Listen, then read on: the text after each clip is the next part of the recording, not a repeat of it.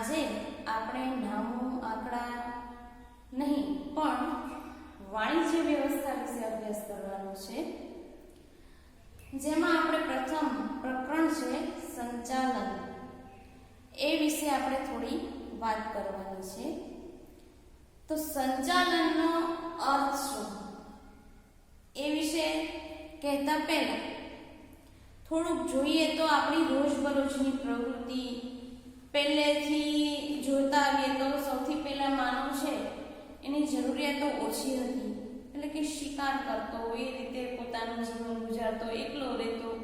ધીમે ધીમે એને ખબર પડી કે આપણે જૂથમાં રહીએ, એટલે કે ભેગા રહીએ તો આપણી પ્રવૃત્તિ છે, આપણું કામ છે થોડું સરળ બને, અને આપણે જે ખોરાક ગોતવામાં જે મુશ્કેલી પડે, 2-4 જણા થઈને કામ કરીએ તો એમાં આપણને સરળતા રહે. ધીમે ધીમે આગળ વધતો ગયો, અન્ન ઉગાડવાનું, ધીમે ધીમે બધી શોધખોળો થતી, અગ્નિ છે, ચક્ર છે, બધે. તો એ બધી આગળ જેમ જેમ જતા જતા જૂથ પ્રવૃત્તિ અસ્તિત્વમાં આવી.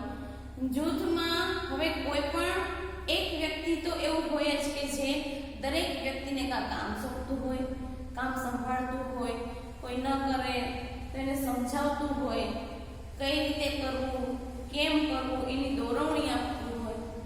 તો આ બધું કરનાર કોઈ એક વ્યક્તિ છે એને આપણે કહીએ છીએ સંચાલક. તો દરેક બાબતમાં સંચાલન તો આવે જ છે. આપણા ઘરથી માંડી આપણું ઘર સૌથી પહેલા તો જોઈએ તો આપણા ઘરમાં આપણા ફાધર હોય એ આપણા ઘરનું સંચાલન કરતા હોય છે કે ભાઈ કઈ રીતે એડજસ્ટમેન્ટ કરવું, પગાર આવતો હોય તેમાંથી કેટલા વાપરવા, કોણ શું કરવું, એ નાણાકીય બાબતનું સંચાલન ફાધર કરતા હોય.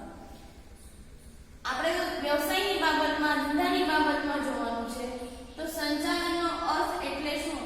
તો સંચાલન એટલે અન્ય વ્યક્તિઓ પાસેથી કામ લેવાની કળા. સામાન્ય અર્થ અને સહેલામ સહેલો છે કે એનો અર્થ એ કે અન્ય વ્યક્તિઓ પાસેથી કામ લેવાની કળા. હવે અન્ય વ્યક્તિઓ પાસેથી કામ લેવું, આટલા મોટા કંપનીના તમે સીઈઓ જોવો, દરેક વ્યક્તિ સરખો નથી હોતો. કોઈ કામ કરવામાં ન સરખું કરે, અથવા તો પોતાનું કામ છે એ સારું ન કરે, અથવા તો પૂરતી હાજરી ન આપે, આવું બધું થાય. તો દરેક વર્કર, દરેક મજૂર, દરેક કાર્ય કરતા હોય એને આપણે સંભાળી અને એની પાસેથી કામ લેવાનું છે. તો એ દરેક વર્ગને સંભાળતા આવડવો જોઈએ, આવડતથી કામ લેવું જોઈએ. એ બધી જે સૂઝબૂઝ ધરાવનાર હોય તો એને સંચાલન કર્યું કહેવાય. હવે એક વ્યાખ્યા છે અહીંયા જ્યોર્જ ટેરીના મતની. આમ તો મોટી વ્યાખ્યા બધાને લાગે છે, પણ મારા મતે જુઓ તો સહેલી વ્યાખ્યા છે. તમે બીજા કોઈ પણ મત સંચાલક છે એના સંચાલનની વ્યાખ્યા છે તમે તમારી રીતે લખી શકો છો. એવું નથી કે જ્યોર્જ ટેરીની જ કરવી. કુલ્સ ઓર્ડોનલ છે, એટલે બરોબર એ રીતે અન્ય વ્યાખ્યા તમે પાકી કરી શકો છો, પણ એકાદી વ્યાખ્યા તમારા ક્વેશ્ચનમાં આવવી જોઈએ. તો અહીંયા બહુ સરસ વ્યાખ્યાઓ છે કે સંચાલક એક એવી પ્રવૃત્તિ છે જે માણસો એટલે એમ, મેનનો એમ, યંત્રો એટલે મશીનરીનો,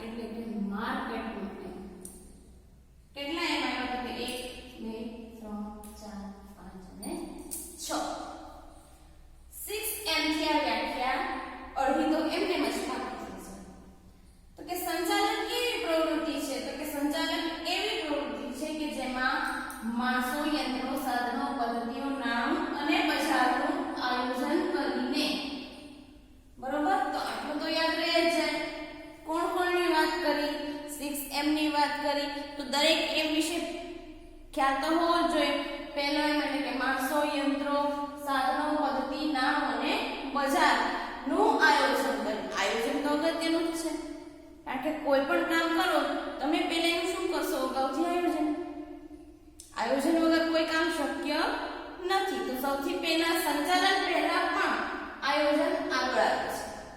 તેનું આયોજન કરી તેના ઉપર અંકુશ રાખવાનું કાર્ય કરે છે. અંકુશ રાખવો એટલે કામ વ્યવસ્થિત કરાવવું, તમારા માલનો બગાડ ન થાય એ બધું ધ્યાન રાખવાનું, એટલે કે અંકુશ રાખવાનું કાર્ય કરે છે. માનવ પ્રયત્નને નેતાગીરી, સંકલન અને માર્ગદર્શન પૂરું પાડે છે. કોણ? સંચાલન કરનાર વ્યક્તિ હોય એ શું કરે છે?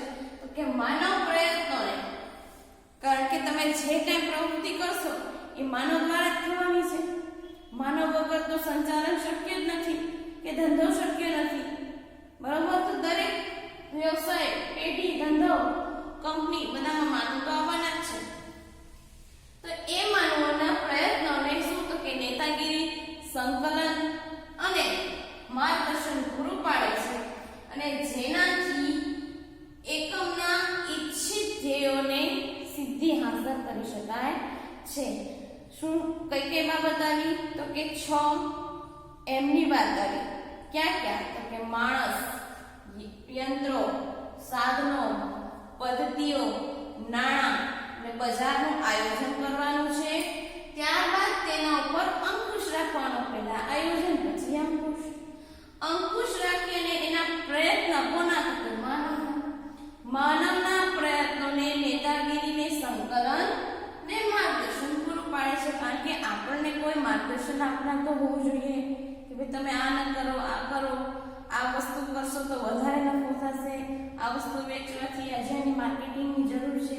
તો આવી બધું માર્ગદર્શન આપણને પૂરું પાડે છે, જેનાથી એકમના ઈચ્છિત ધ્યેયોને હાંસલ કરી શકાય છે. એટલે કે જે એકમના ધ્યેય હોય કે વધારે નફો કરવો, બરોબર, વસ્તુનું વેચાણ વધારવું, આવા બધા જે ધ્યેયો નક્કી કરેલા છે એને હાંસલ કરી, એટલે કે પ્રાપ્ત કરી શકાય છે.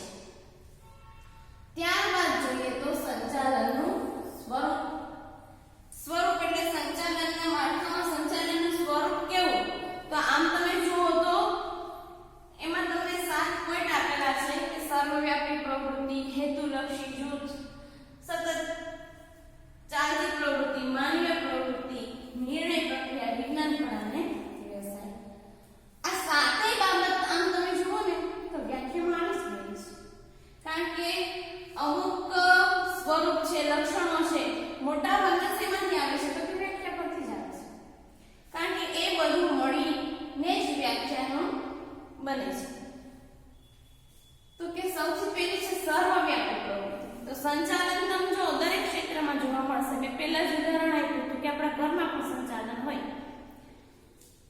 તો સર્વવ્યાપી પ્રવૃત્તિમાં સંચાલન છે એ દરેક ક્ષેત્રમાં, સમાજમાં, બરોબર, ધંધામાં, અત્યારે તમે જુઓ તો નાણાકીય ક્ષેત્રે, દરેક બાબત, સ્કૂલમાં, સ્કૂલ મેનેજમેન્ટ હોય કે કોઈ પણ નાનું એવું કારખાનું હોય, કોઈ પણ એવી સંસ્થાઓ ચાલતી હોય, એ દરેક જગ્યાએ સંચાલન જરૂરી છે.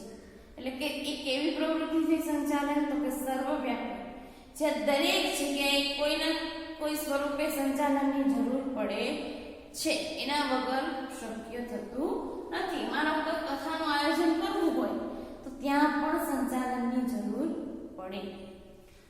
હવે બીજી વસ્તુ છે હેતુલક્ષી પ્રવૃત્તિ.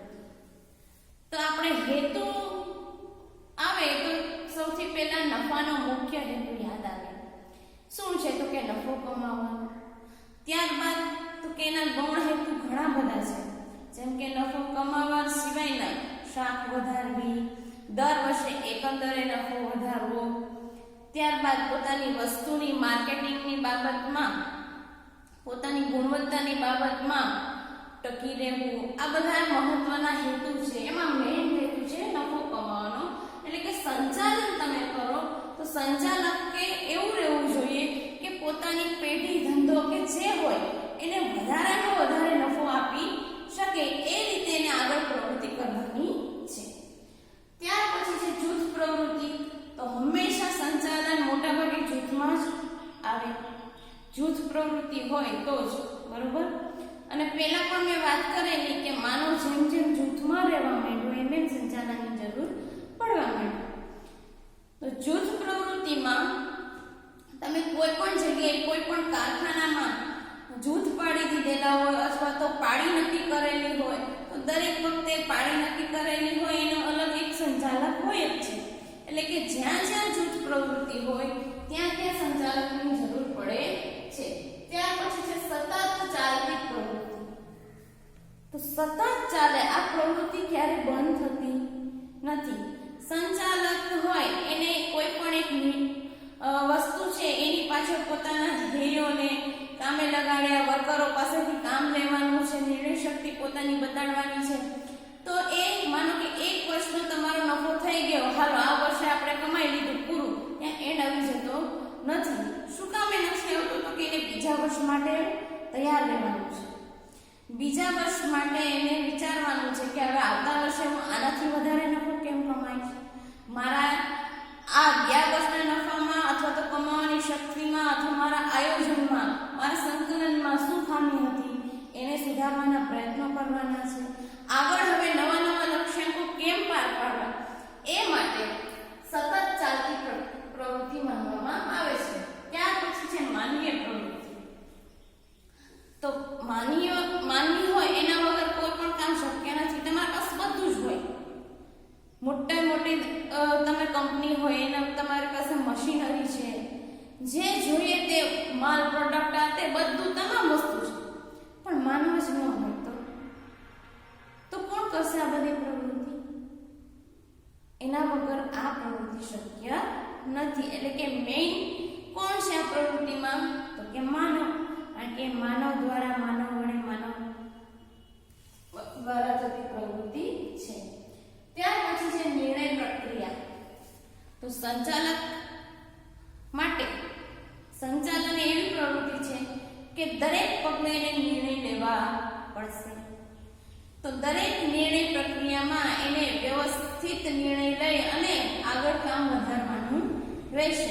એટલે કે કોઈ પણ એક વસ્તુનું એને આયોજન કરવાનું, ત્યારે નિર્ણય લેવાનો, આયોજન કરીને કામ કોને સોંપવાનું છે, કોને કોને હું સોંપીશ, કેટલું સોંપીશ એ નિર્ણય લેવાનો છે. એ કામ કરે છે કે નહીં, ન કરતા હોય તો શું કરવું એ નિર્ણય લેવાનો છે. વસ્તુ બજારમાં કેટલી આવી અને કઈ રીતે વેચવી એ નિર્ણય લેવાનો છે. ટૂંકમાં સંચાલન અને ડગલે ને પગલે નિર્ણય લેવાના થતા રહેશે.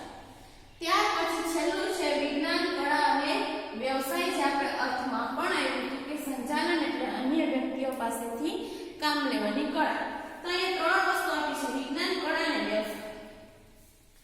હવે અત્યારે તમે જુઓ તો કોઈ પણ વસ્તુ છે એ ટેકનોલોજીને આધારિત છે મોટા ભાગે, કે જેમાં એનું સંશોધન કરવું પડે, નવું કંઈક આપણે દુનિયાને આપવું જ પડે છે. કોઈ પણ એક પ્રોડક્ટ લ્યો, એ પ્રોડક્ટમાં એક થોડા ટાઈમ પછી ફેરફાર કરી નાખશો, એટલે કે એમાં નવું સંશોધન કરવાનું જ રહે છે. તો સંચાલને પણ તૈયાર રહેવાનું છે, એને વિજ્ઞાન અપનાવવું જ પડશે. શું કામ? તો કે એને ધ્યાન રાખવાનું છે. તમને એક ઉદાહરણ આપું કે સૌથી પહેલા લાઈફ બોય સાબુ આવતો, એ રેડ કલરનો એકદમ મોટો એ રીતે આવતો અને ત્યારે ખૂબ વખણાતો. અત્યારનો લાઈફ બોય છે એ અલગ અલગ રંગમાં, એટલે કે વ્હાઈટ અને રેડમાં જોવા મળે છે.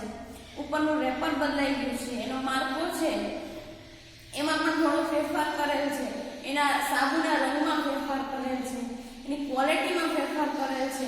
તો દુનિયાને હંમેશા નવું જોઈએ છે. તો એ બાબત માટે આપણે સંશોધન કરવું માટે તત્પર રહેવું પડશે. માટે આપણે સંચાલન છે એ વિજ્ઞાન છે. ત્યાર પછી જોઈએ તો કળા છે.